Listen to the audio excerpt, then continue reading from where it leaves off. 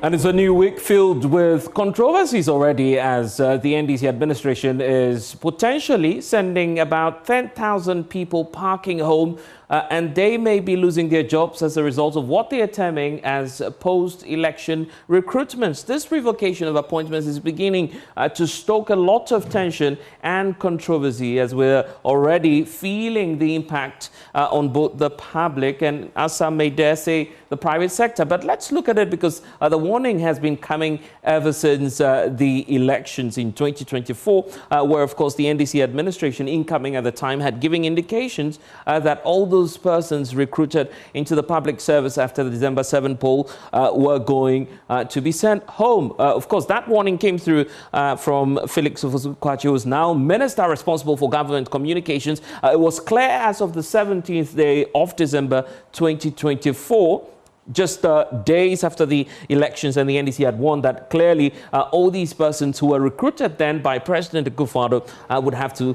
be sent parking. That became a controversy with the former information minister also coming on to PM Express to explain what government's position was. And we'll be getting into the argument of the New Patriotic Party and why they feel that the NDC has not been fair to all these public sector recruits, and we will be getting into it. Take a look at this, because the argument on the 18th was that, well, government was still in force. The Akufo-Addo administration did not have its tenure expiring. We'll, of course, advance their arguments to you shortly. But subsequently, what we saw after the swearing-in proper was that the NDC was giving effect to its directive and what it had signaled. The directive asking all heads of institutions to provide a detailed account on persons who were recruited into the public service after the December 7 polls. And of course, that directive was coming through from the Chief of Staff himself, Julius Debra, who eventually made that grand announcement on the 11th of February 2025, which then opened up the whole country to this big debate as to why, of course, potentially all these persons are being sent parking. Of course, we'll talk about the numbers shortly, but take a look at this, because the issue for the NDC has been three major ones, and of course, some other pointers that are joined to all these three major points that you see here. First off, the point about, of course, the application process. Nobody expressed interest, according to the NDC administration. It was just a hurriedly carried out exercise, and all of a sudden, we'll be showing you the numbers shortly, potentially some 10,000 people were making their way onto the payroll just after the December 7 polls. And that's why the NDC was raising questions about it, asking why, of course, the interviewing process was also skipped, according to the NDC, because we need to subject all that to verification. And what was critical in terms of some medical examinations for even the public sector workers was not carried out. The NPP then came through, stating that, of course, the president did not complete his mandate. His mandate was to end on the 6th of January 2025. So if there's an election and the NPP does not win, it does not negate the tenure of President Akufo-Addo. And that's why they believe, the NPP as a whole, that you're not being fair to all these people that you're asking to go home. Take a look at this. The point about recruitments after elections, you would find absolutely no legislation, no law prohibiting in any form recruitments post-election. So why did the NDC carry out that exercise? In fact, that's been the question from the New Patriotic Party side, as they're, of course, raising issues about what started earlier last year as part of the process concluding even after the elections, where, of course, we had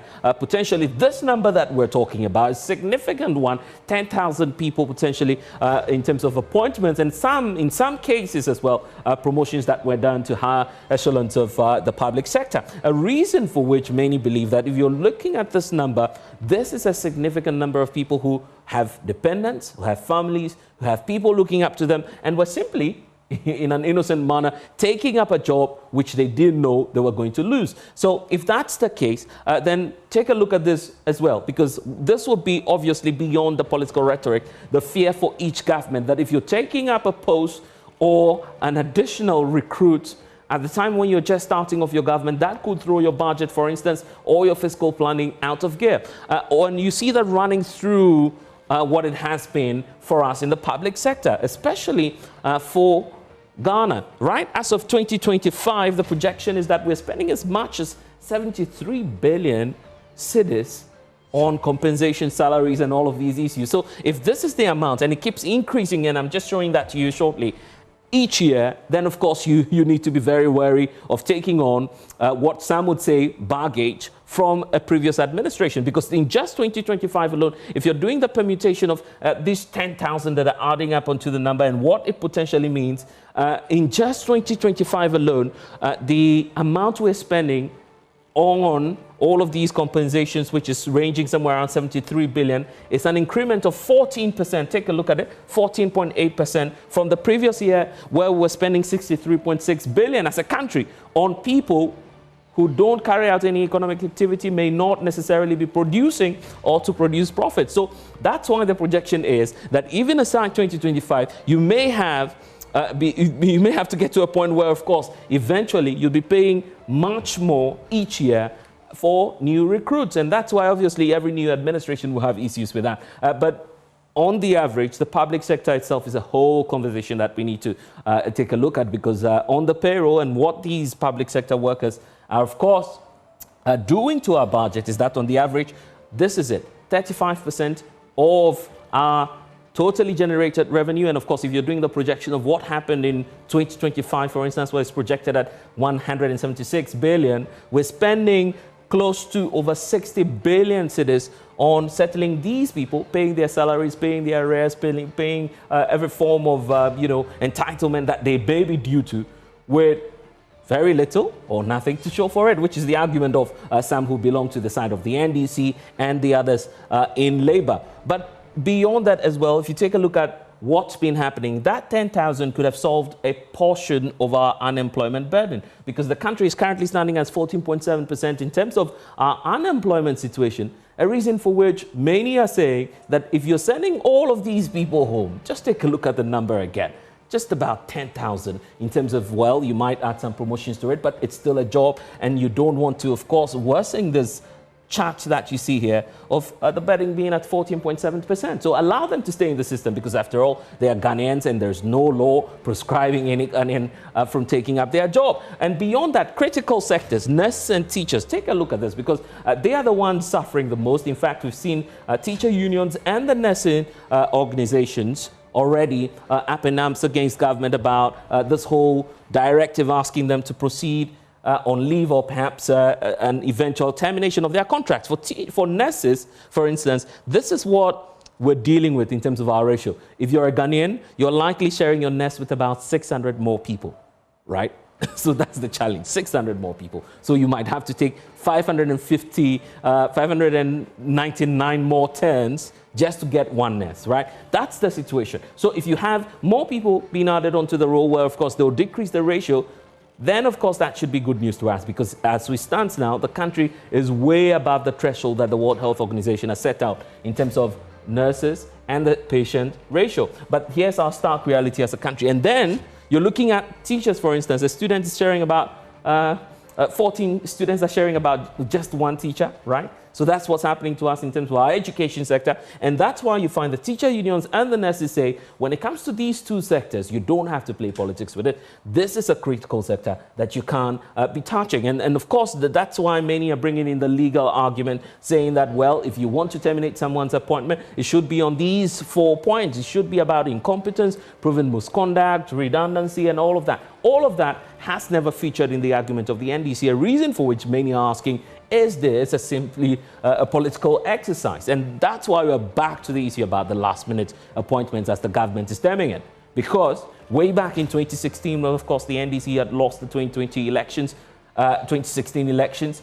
In 2017, the argument is being made that this same exercise was carried out. And that's why we are back again, looking at this whole revocation of the appointment, counting the cost, first of all, politically, and also, mind you, there's a socio-economic aspect to it. What's been the impact on the nation, and what do you think about the directive coming through from the NDC? I'll unpack that with my guest shortly. This is PM Express with me, Blessed Sugam.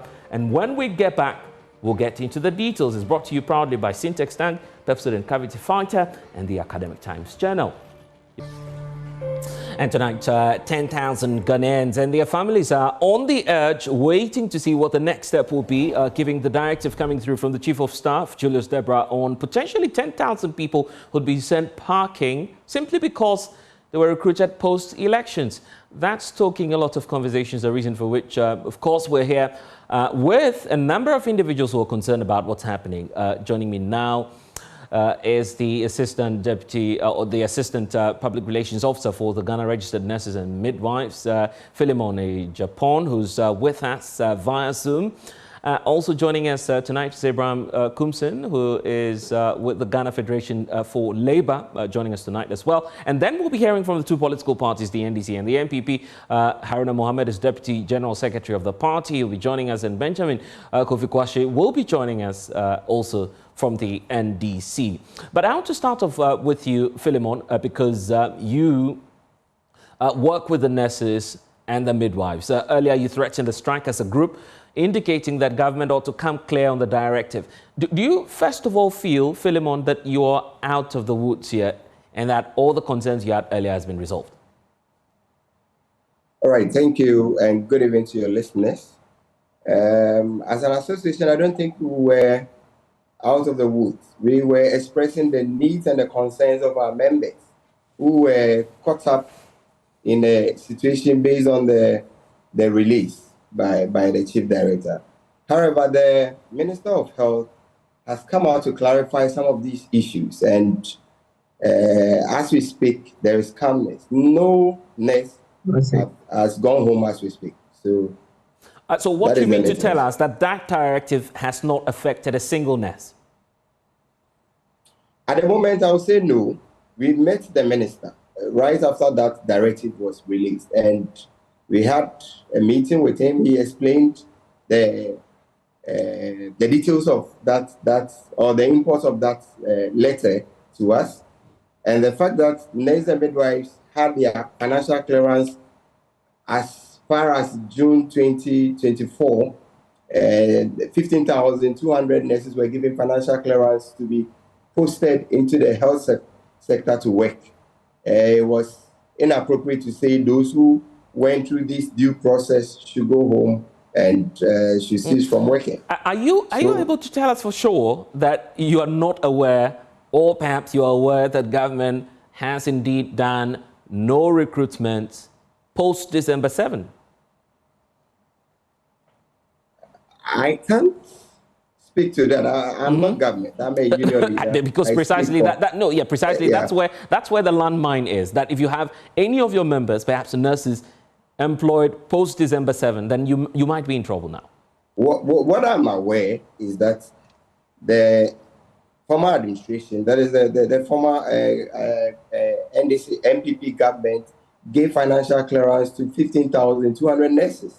And we are expecting 15,200 nurses to be posted within that period. That is spanning from August 2024 to December 31st, 2024.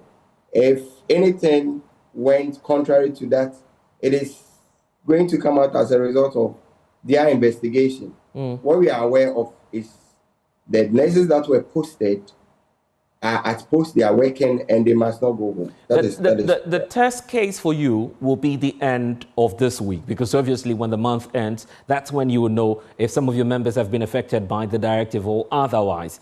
How worried are your members, and what will happen if there's a cutoff for persons who are giving clearance perhaps in December?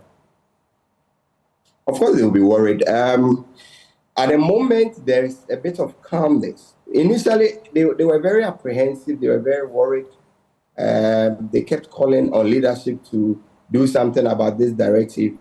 That is the more reason why our president led the association to meet the Honorable Minister, Honorable Minta Akando, on this issue.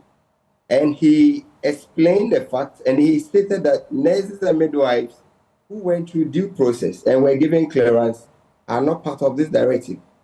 In effect, they are not supposed to go home. They are supposed to stay at post and work. So the worry comes in when there is chaos, but there is no chaos here. I want to say he brought even calmness when he spoke on media. He spoke at our event on Friday to say that nurses and midwives who were given financial clearance. Are you saying that you're just speaking or covering up for persons who have been giving clearance, and that anyone else who will be taking off after this month would not be a bother to you? Well, so the health sector recruitment, it emanates from clearance. If you don't have financial clearance, it means you have not been budgeted for, and the government doesn't have a provision for your salary. That is what has changed from the previous recruitment process, where nurses and midwives go to work, and it takes a bit of time, like 6 months, 1 year before they are put on a payroll. At the moment you are giving financial clearance, it means you have been budgeted for. So 15,200, which we are aware of, have financial clearance. I don't know of any outside recruitment of the 15,000. There is no recruitment outside of that that we are aware of. If anything else happens, are you still sticking to a possible strike, or is the strike off the table completely? I think we cautioned the government on their directive. We were giving them advice, let me put it that way, that if nurses and midwives who are also youth of this country, who have stayed home for 4 years to 5 years post-training, are laid off on the basis of the fact that maybe their financial clearance, which was released, the process didn't complete before a certain period, it was very unfair to do that.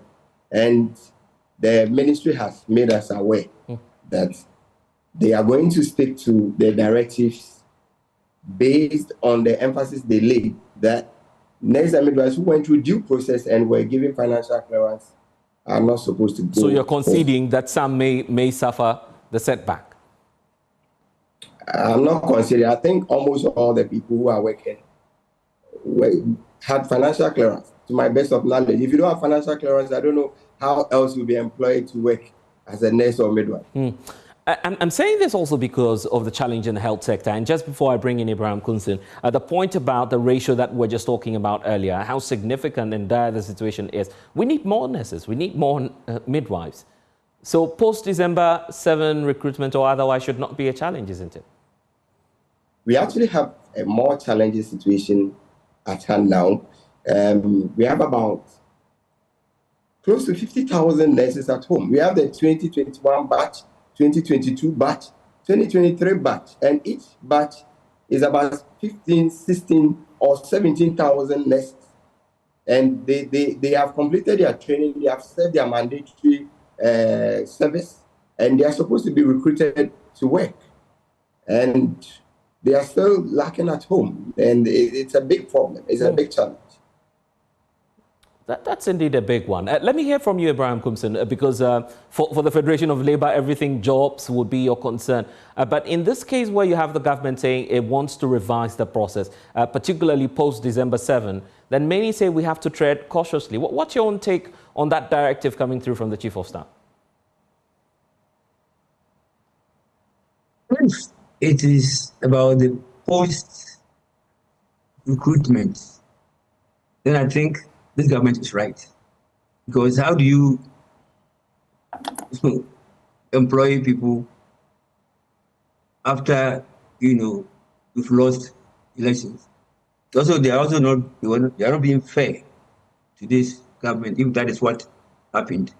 But if these employees have been in the system since June, or even about 3 or 4 months earlier, I don't think that they will be asked to go home. But this is also bringing up the issue about what's been happening to our payroll itself and the public sector, how bloated it has become. In fact, critical sectors such as health are not getting more allocation because of how packed or choked the system is, isn't it? How then do we think out of the box and create more jobs for the people then?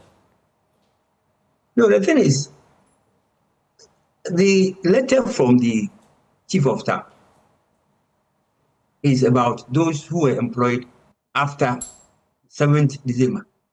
I don't think that they are talking about those who are in the system already. No, it is the post-December recruitment. That is what the letter is talking about. Because how do you employ? And if anything, then they should have discussed this issue during the transition period, so that there will be some understanding. If after 7 December they did some employment, then this issue should have been brought up for the transition team to have looked at it. But if they didn't do it, then it's unfortunate, and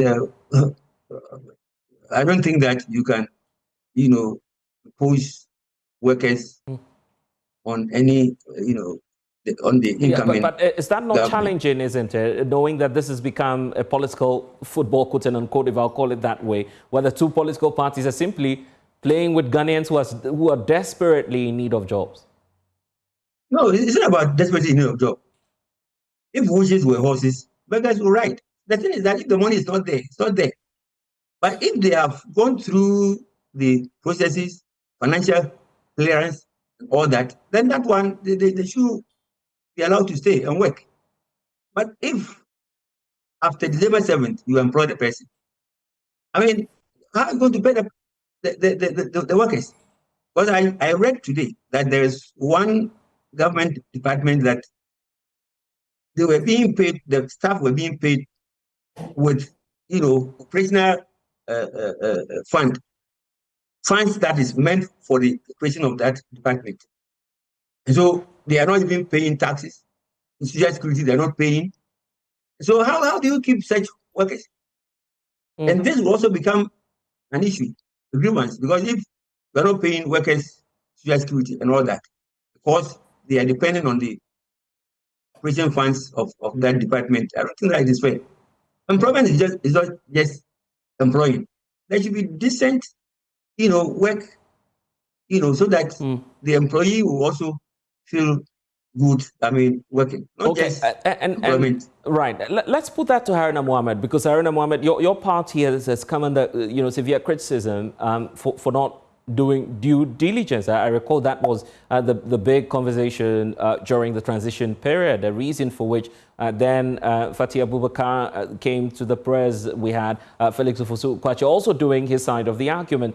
But tell me, why did the NPP government do the recruitments post-December 7, by the way?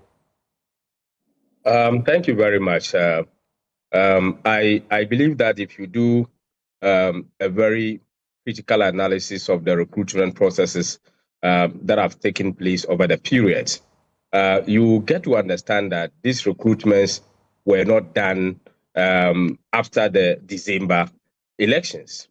Mind you,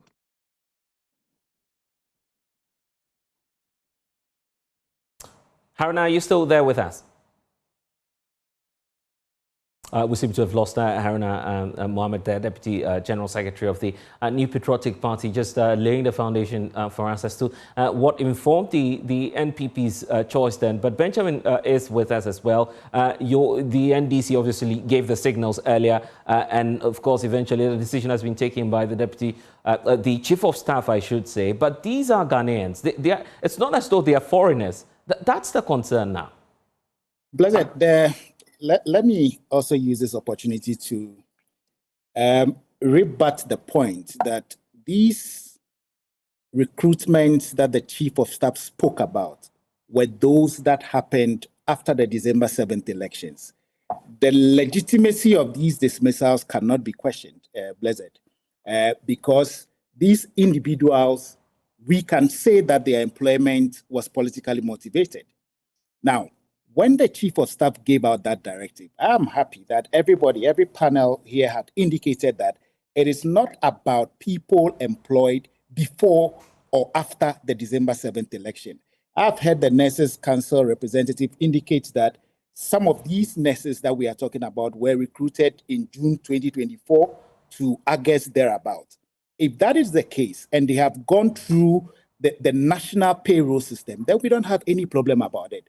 But where we see that the appointments are politically motivated, and look at the timing, Blessed. There's a government that lost an election after December 7th, and then they go ahead and give people employment letters.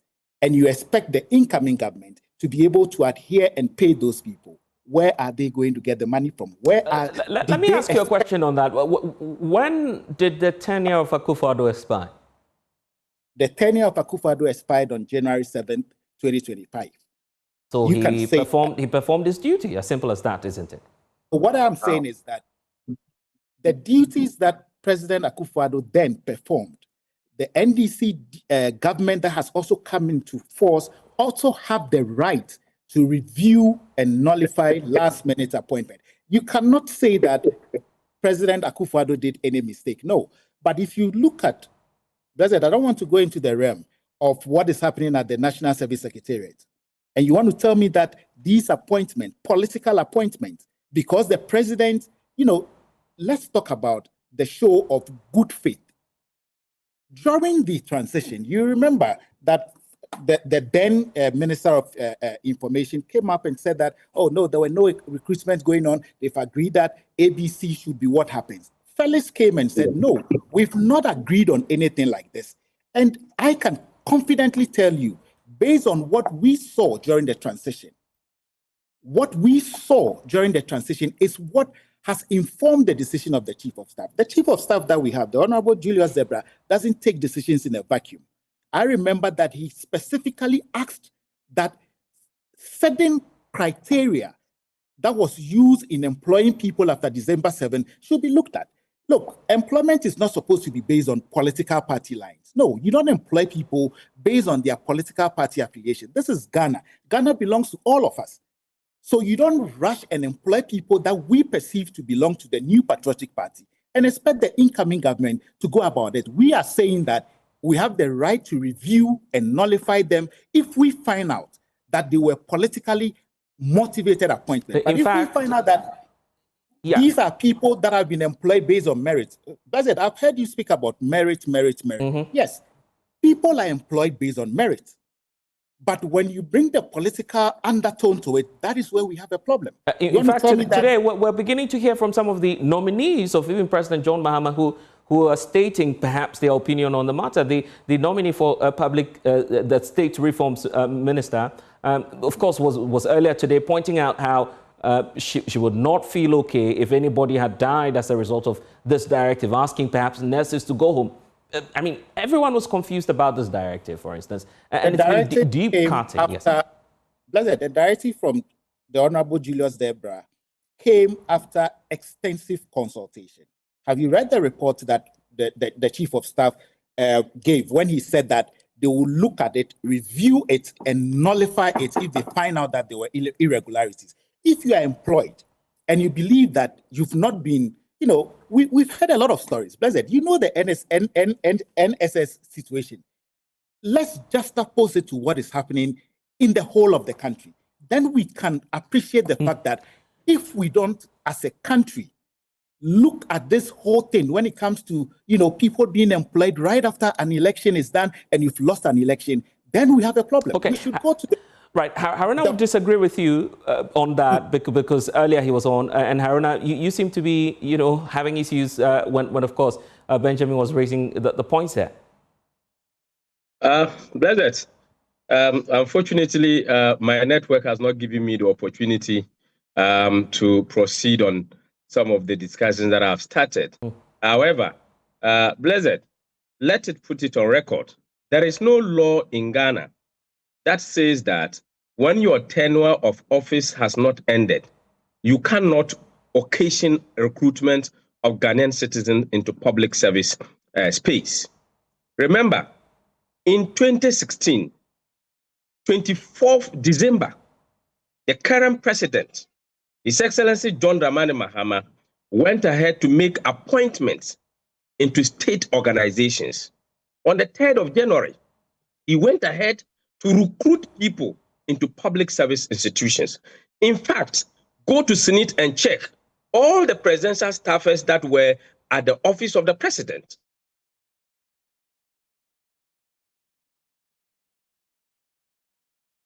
Haruna? Okay, he seems to be going off intermittently, but of course we'll definitely get him back. Abraham Kunsin, the point here that you see playing, amongst the two political parties, It seems to show that, well, it started way back in the past, the reason for which we are where. Yeah. No, but you see, Harun, I'll come back to you. Harun, I'll come back to you. Let Abraham land, and then I'll come back to you. Yes. If I can get a phone call, that would have been fine for me. All right. Because yes. We'll get that through to you. Yes, Abraham. Let me hear you then. Yes. Okay, President. What did Osafumafu say about post-election employment? What did he say? You are exiting. Then you want to bring load. You want to overload the one who is coming to take over from you. What kind of mindset is that? There have not been any financial clearance. Already the payroll is bloated, and we know of all what is happening. So me, I disagree with this gentleman who is saying that. What is he saying? He's saying that they have the right to employ because the tenure of the outgoing this thing will end on 10 December or 7 December. What is that? 7 January.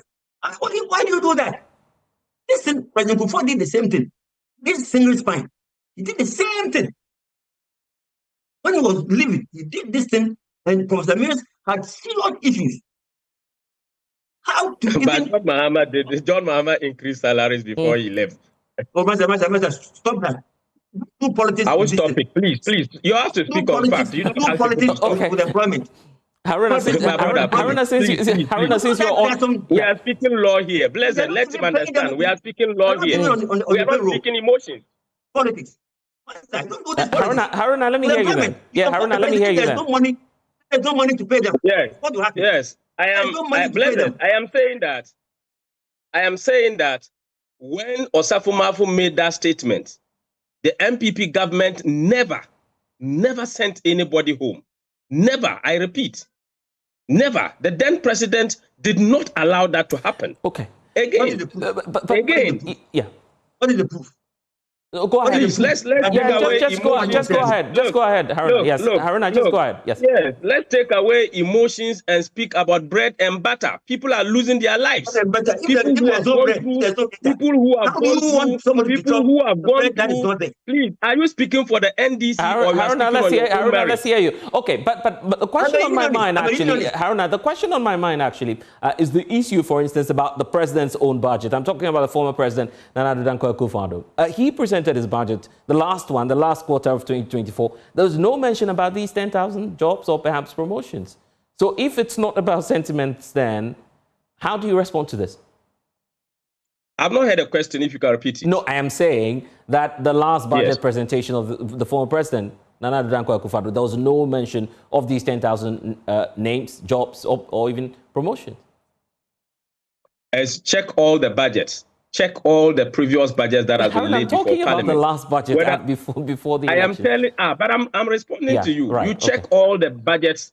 You check all the budgets that have been presented, whether ensuing recruitments have been mentioned in those particular budgets. The point here is that most of these particular instructions that were given, go and check at Ghana Water Company. The recruitment was not done after 7th December. The recruitment was done in November. So why will they capriciously, whimsically go ahead and dismiss these people? Go and check at NPRA. The recruitment was done in 2023, but they have come and dismissed the people. Go and check at the National Communications Authority, the directors that have been dismissed. Go and check their recruitment. Go and check at NHI. The recruitments were done as far back as October 2024. They have dismissed them. We are talking about bread and butter. People are here talking about emotions and speaking political colors and say we should not bring politics into it. Look at NEIP, for instance. Cannot get jobs when the government is leaving power. Ghanaian citizens, these nurses and midwives who have gone through this particular process, they have been given technical clearance and financial clearance. The processes started far away from the December elections. People, they are there saving people's lives. They are asking them to all go home. You are here speaking about emotions. Okay, I want us to look at, for instance, let's look at one of the case. Let's look at one of the case, for instance. Because you seem to be talking about sentiments, just look at this case, the NEIP case, for instance. This is an organization that was paying people, well, I don't know what sort of magic they were doing, but they don't generate IGF, and yet they were paying. All of these people had to be sent home. The NEP program is a different thing altogether. Yeah, but these people have been sent home too. Yes, it's the same thing that happened in NYA. That's National Youth Employment Program. Then it was not established under law, and it was something that they were paying on allowances. So people were not recruited permanently into the organization. When you hear or you heard the narrative that have been given, they were all officers from the office of the president, and their tenure is conterminous with the president. And those who were recruited within as an internal staff were asked to go, and then they suspend their work and to relook at it. This is an institution that has not properly had an act that so establishes to have permanent staff and to have compensation. So this is a clear different matter from the public service institutions that they have recruited people based on right procedures and processes. A government that did not believe in their 24-hour economy, the government that has told us that they are going to have one job, 3 people to work. This is a complete failure and disaster on that particular policy. They are indirectly telling their people that whilst they were out there and they were telling them that when they come into government, 3 people will be doing one job, they cannot get that particular access. So therefore, they have to dismiss people and give them one job. So please, they had the opportunity to have recruited 2 more people, because that was the promise they gave the people. They had the opportunity to recruit 2 more people to add to the 1 persons that have been there, so that they can have one job being done by 3. So this is a complete disaster and failure from the NDC government. Look, I want to assure the good citizens of Ghana, all those who have been dismissed, they should not worry. When we come back, these people will get their job. This is what I want to mark. If they continue to travel on this tangent, all the people they will recruit from 2025 to 2028, we will make sure we send them. Well, that's what I don't want us to encourage. And of course, Philemon, apologies that I'm letting you out. But Benjamin, let me hear from you then. Yeah, just hold on for me, Haruna. I'll get back to you. Philemon, I'll come to you on the issue of depoliticizing the health sector. But Benjamin, let me hear from you. Benjamin, you obviously do not agree with what he's saying. I think that listening to Haruna, I understand how he feels. And I'm sure that it's not yet settled in that they lost an election. And some of the utterances, he is talking about bread and butter issues. Yes, the NDC believes in bread and butter issues. When they were doing what they were doing, when they won election, they didn't see anything wrong with it. He's proud, saying that an institution that does not generate funds is using its operational money to pay its workers. And he says that that is different. We shouldn't talk about that. He says it's a unique program. That's how he describes it.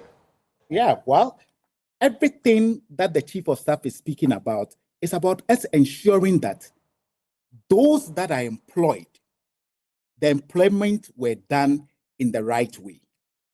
Simplicity. We are not saying that people have been employed and that they should be asked to go back home. He says that, no, the NDC government promised that there's going to be a 24-hour economy. Yes, but then we have to do things right.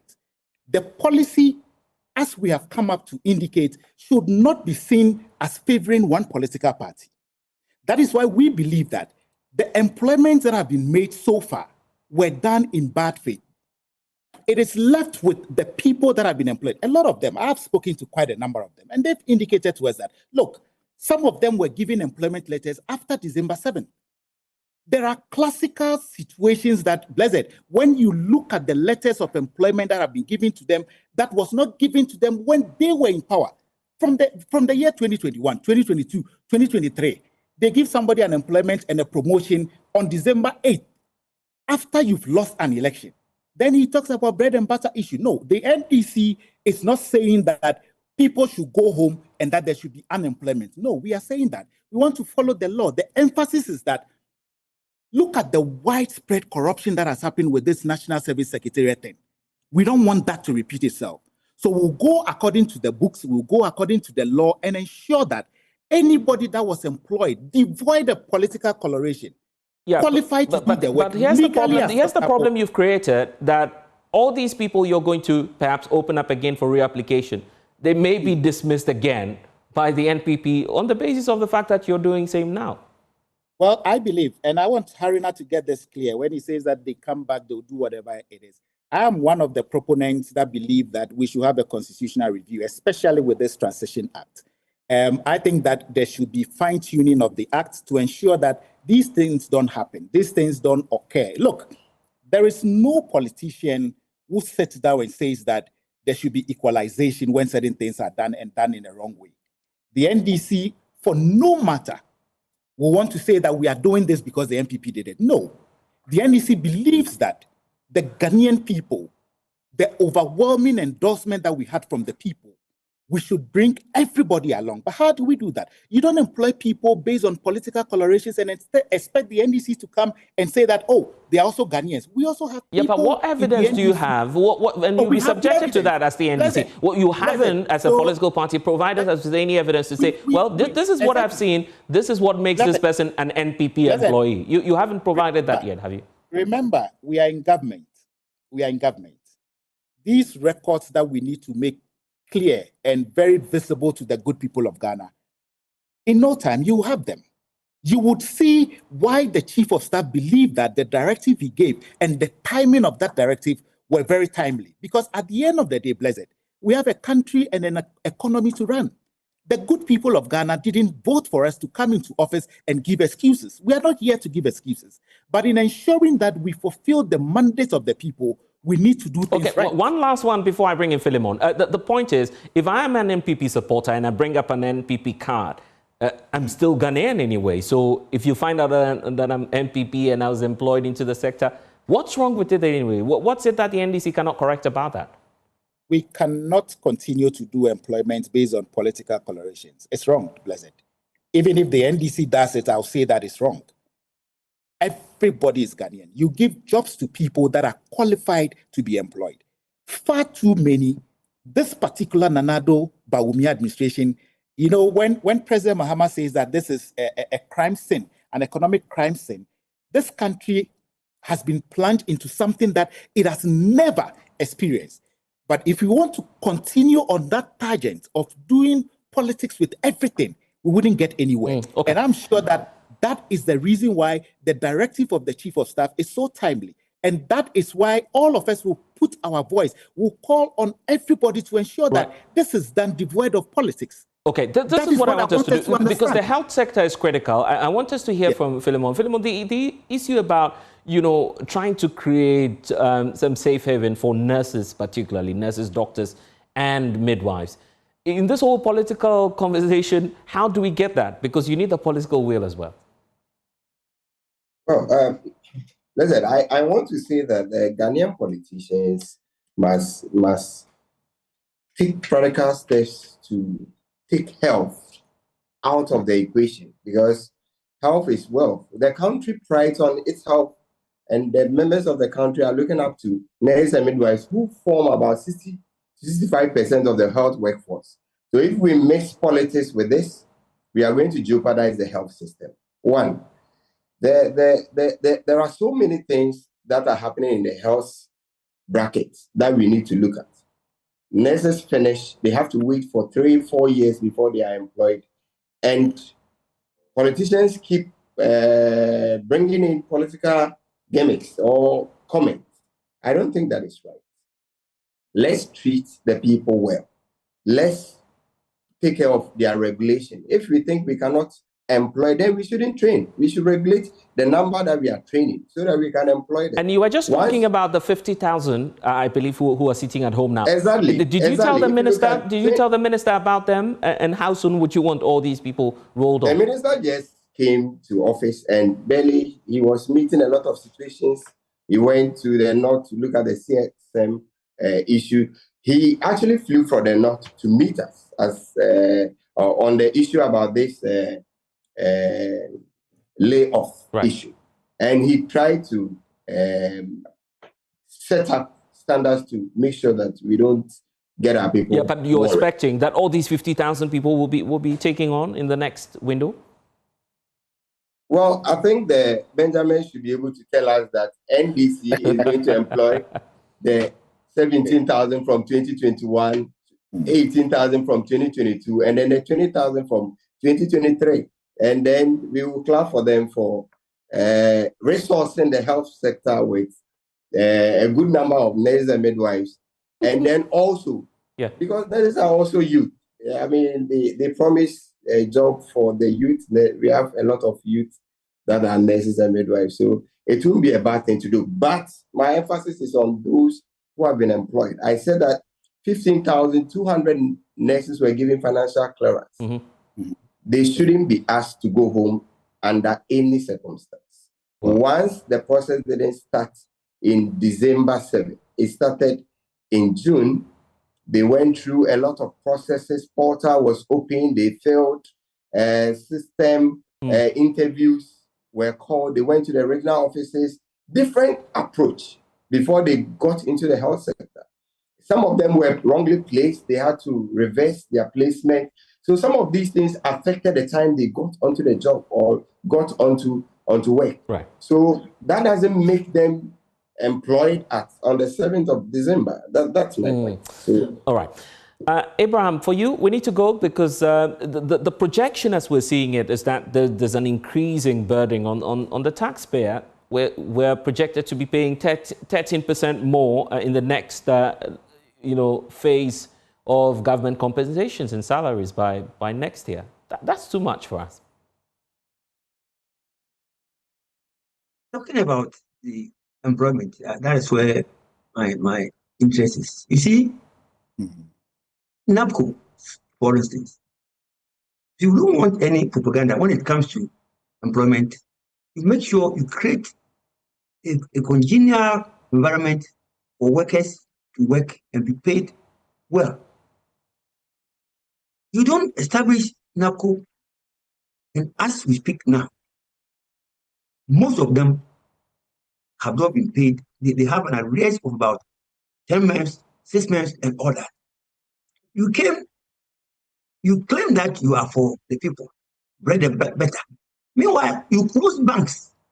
You have lost their jobs. I don't understand that policies I'm doing. I'm a unionist. And I have the commitment to make sure that workers are not, badly treated. See, because you'll be working. You can't say that any job is job. Decent work is what we are talking about. So you don't employ people. This NABCO children, for instance, some of them, they come to us. Say, well, how do we help you? The people who promised you are no more.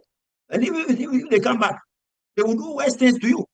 So please, find a way of getting jobs to do. Banks, look at how they run banks. Are these people talking about bread and butter for better for themselves? That's how I see it. For the sake of time, let me just share the rest of the time between you, Haruna, and Benjamin. Haruna, you've heard the point about sustainability, because that should inform the way forward. Briefly, your take on that. Ben, we need to go. I think that one thing that should be clear is that the public service must always function independently and professionally. I believe that it should be free from political interference. And I believe that in our quest to dismiss people that are not professionally qualified to hold those positions, I think that it is going to ensure that only qualified and competent people are employed into the public service. Now, one thing I need to also emphasize, and which is what the Chief of Staff and the NDC believes in, is that the principle that we have in this country that the public institutions are used to reward political people or political followers, we need to, we need to do everything to cancel that notion and ensure that the public service works towards the betterment of the country and the betterment of its people. Like Philemon said, I believe that President Mahama has an elaborate plan. Nurses, midwives, doctors, the health sector. To us, we believe that President Mahama, you can't take it away from him. But you're promising 24-hour economy. That should not be anti-nurses and midwives, is it? Because they'll be the first to have benefited from that. Not at all. Not at all. Like you've indicated, Blessed, let's take the politics out of it. Philemon has indicated. They met the Honorable Akando, and it's giving them the assurance that those 15,200 people that were employed during June and August, they are not going to be asked to go home. Anybody that was employed after December 7th, okay. Rather unfortunately, we'll look at it and then we'll review those. Well, we're looking up to the president speaking about that Thursday when he addresses the nation in Parliament. But grateful to you, Benjamin Kofi Kwashi, joining us from South Africa. Also grateful to all of you for your time. To you, Ibrahim Kumson of the Ghana Federation of Labour. To you, of course, Philemon Japan of the Ghana Registered Nurses and Midwives Association, and Haruna Mohammed, who unfortunately dropped off at that point before landing. Grateful to your time for spending some time with us here tonight. I am Blessed Sugan. We'll see you again. For more news, log on to myjoyonline.com, where we have a lot of stories there for you. We'll see you again, and we're looking forward to the State of the Nation address by the President. Good night.